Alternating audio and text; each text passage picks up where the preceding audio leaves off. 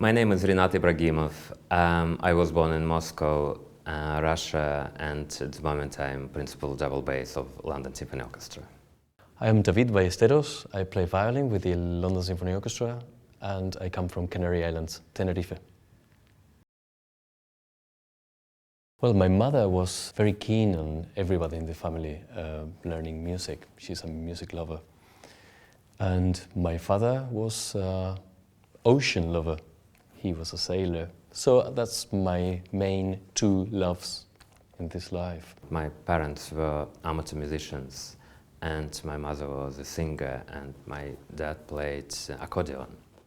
I was very keen on orchestra, but mostly global world music. So I had a very lazy time learning violin. I was enjoying it partially, but I mostly liked skateboarding. I was mostly skateboarding and playing violin at the same time. But eventually it happened that teenager was a big decision, mostly because I was already wanting to audition for orchestras. I loved orchestras. I loved the repertoire of the orchestra. So I auditioned for the Tenerife Symphony Orchestra, which I was co-leading when I was 17. Eventually I went to America to study, and then things started to be more serious.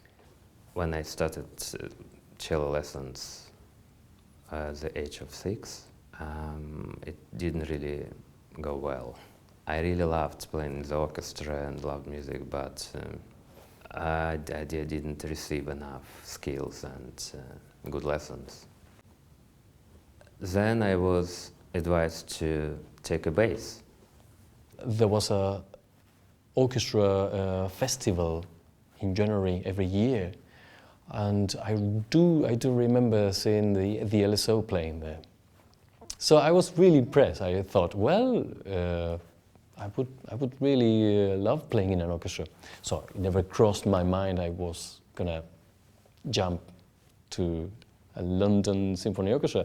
But at that time, it made me think that that was probably a very, very good option in my future, playing symphonic repertoire. I joined Bolshoi Theatre when I was on the 3rd year.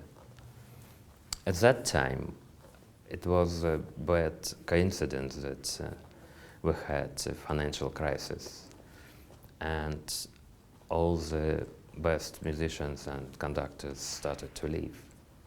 Standard dropped so much, and you couldn't bear that performances. It was just torture. No, telling you, it's just terrible.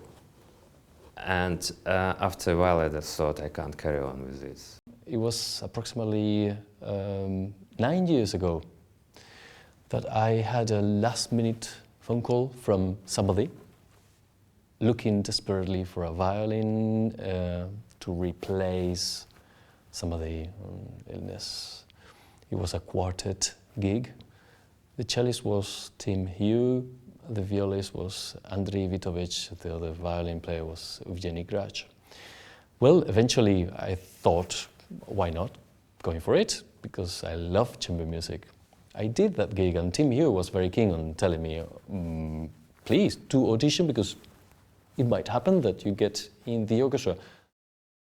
I went for it. I auditioned. I thought it was very fair to be sitting down with every member of the section in order to be chosen or not. And I was very happy when they told me that I was accepted. I always had some projects, and my wife kind of got used to my crazy ideas. And I'm starting conducting and starting playing viola da gamba, cello again, or something. Now England, so, okay, he will come down. And she didn't believe until I said, we're going to move to London. I got a job. So we came here, and Thomas Martin, former principal, helped us to find a house. And when we came in the house, it was probably a shock for my wife, because she never saw. We used to have a flat, and all the family was there, and we were living in a room, about 10 square meters, 3 of us. And after that to go in the house, 2 floors, 3 bedrooms. That was first.